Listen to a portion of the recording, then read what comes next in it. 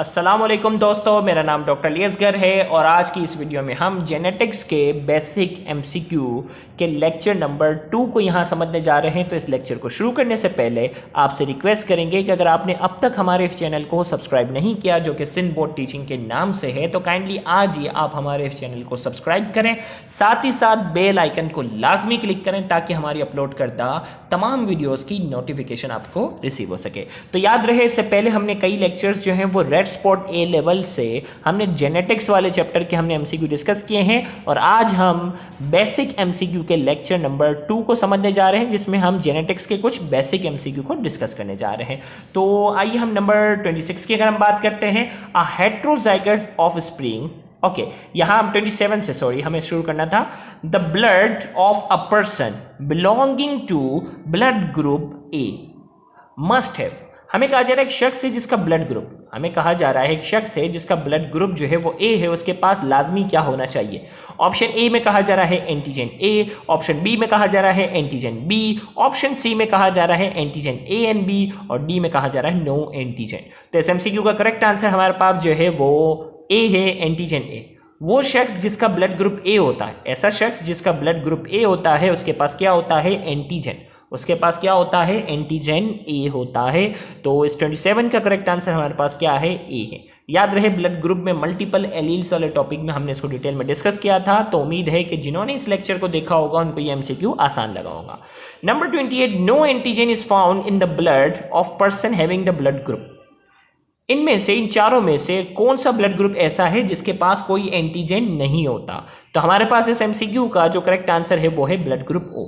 याद रहे, blood group ए वाले के पास एंटीजन ए होता है, बी वाले के पास एंटीजन बी होता है और ब्लड ग्रुप ए बी वाले के पास एंटीजन ए और बी दोनों होता है। लेकिन जिसका ब्लड ग्रुप ओ होता है उसके पास कोई एंटीजन नहीं होता।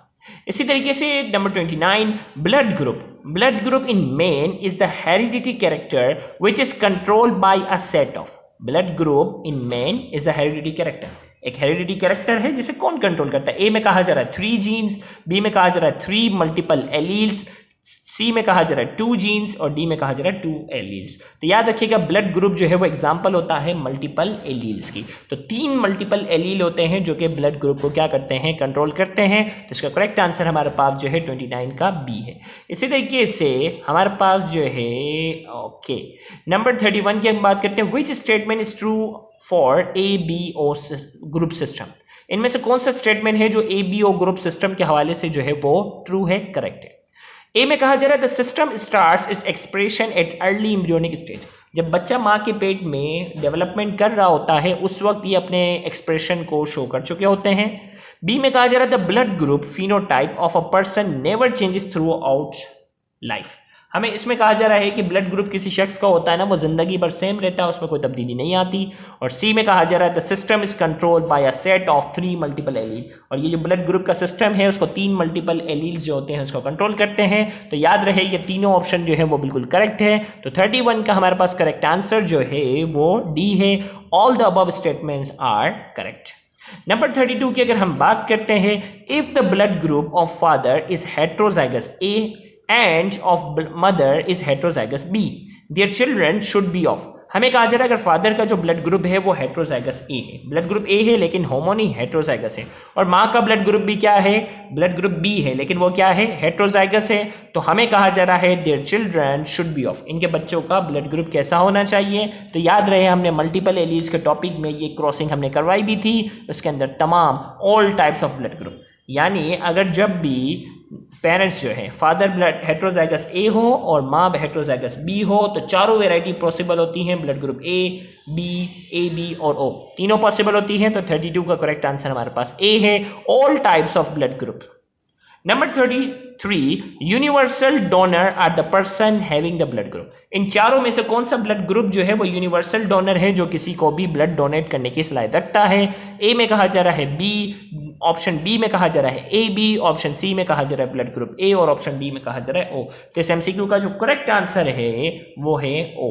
ओ ब्लड ग्रुप जो होता है वो यूनिवर्सल डोनर होता है और एग्जैक्ट अगर बात की जाए तो O negative is the universal donor. इसी तरीके से 34 की बात करते हैं, the person having blood group A B are known as. एक ऐसा शख्स जिसका ब्लड ग्रुप ए बी है उसको हम क्या कह सकते हैं? ए में कहा जा रहा है यूनिवर्सल डोनर, बी में कहा जा रहा है यूनिवर्सल रेसिपेंट, सी में कहा जा रहा है बोथ ए एंड बी और डी में कहा जा रहा है नन। तो करेक्ट आंसर इसका हमारे पास है यूनिवर्सल रेसिपेंट या यूनिवर्सल एक्सेप्टर, यानी इसको किसी का भी ब्लड हम क्या कर सकते हैं? ट्रांसफ्यूज कर सकते हैं। तो इसका करेक्ट आंसर है यूनिवर्सल रेसिपेंट और एग्जैक्ट आंसर होना चाहिए ए बी पॉजिटिव। यहाँ ओ नेगेटिव और ए बी पॉजिटिव जो होता है वो यूनिवर्सल रेसिपेंट होता है। नंबर 35 की अगर हम बात करते हैं, how many genes encode RH blood group system. RH blood group system के अंदर कितने जेनेटिक कोड होते हैं? तो जवाब है 3, क्योंकि पहली पॉसिबिलिटी होती है कि कैपिटल आर होते हैं, दूसरी पॉसिबिलिटी होती है कैपिटल आर और स्मॉल आर होते हैं, लेक्चर में बताया था, और तीसरी पॉसिबिलिटी दोनों स्मॉल आर होते हैं। तो 3 जेनेटिक कोड जो होते हैं वो इन्वॉल्व होते हैं।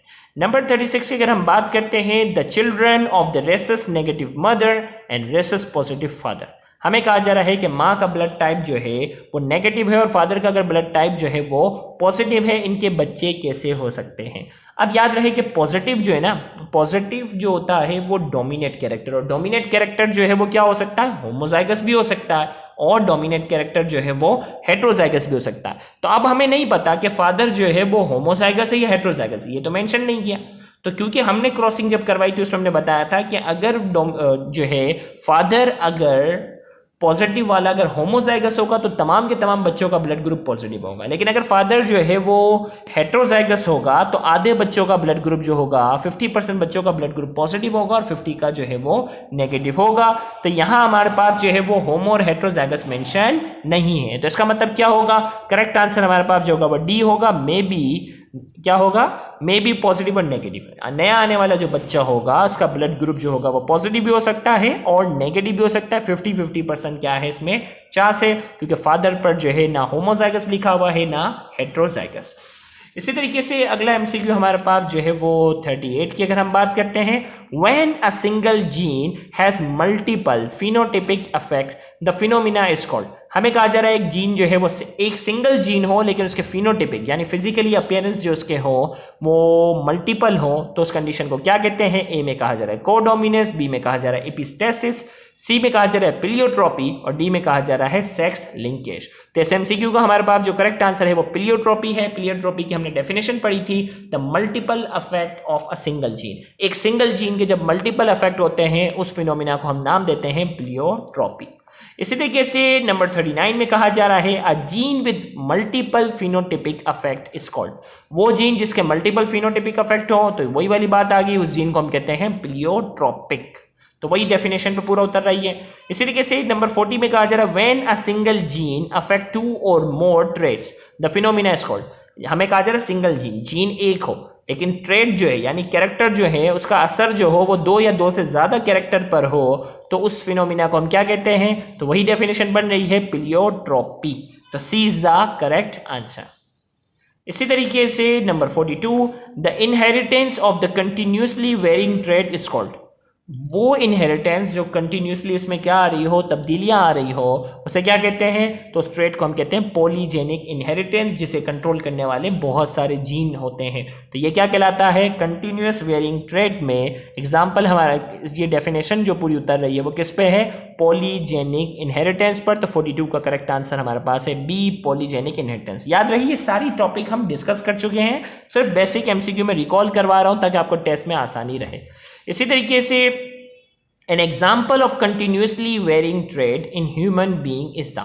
कंटिन्यूसली वेरिंग ट्रेड यानी पॉलीजेनिक इनहेरिटेंस की इसके अंदर कौन सी एग्जांपल है? तो हमारे पास करेक्ट आंसर है वो स्किन कलर है, जो कि लेक्चर में हमने डिस्कस किया था। स्किन कलर, ह्यूमन हाइट और इंटेलिजेंस, ये तीनों जो हैं वो पॉलीजेनिक इनहेरिटेंस की एग्जांपल है। तो यहाँ जाकर जेनेटिक्स के बेसिक एमसीक्यू का लेक्चर नंबर 2 जो है वो यहाँ मुकम्मल हुआ। लेक्चर नंबर 3 में हम इसके कुछ मजीद हम बेसिक एमसीक्यू को डिस्कस करेंगे, तो उस लेक्चर को भी देखना मत भूलिएगा। अगर आपको हमारा आज का ये लेक्चर समझ में आया है, पसंद आया है, तो वीडियो को लाजमी लाइक करें, कमेंट में अपना फीडबैक लाजमी दें और इस वीडियो को ज़्यादा से ज़्यादा शेयर करके अपना हक ज़रूर अदा करें। याद रहे बहुत से ऐसे स्टूडेंट हैं जो गवर्नमेंट कॉलेजेस के बाद एक्सपेंसिव कोचिंग सेंटर्स को अफोर्ड करने की सलाहियत नहीं रखते, तो आपका इन वीडियोस को ज्यादा से ज्यादा शेयर करना, उन तक पहुंचा देना आपके लिए सदका जारिया हो सकता है। Thank you very much. Allah.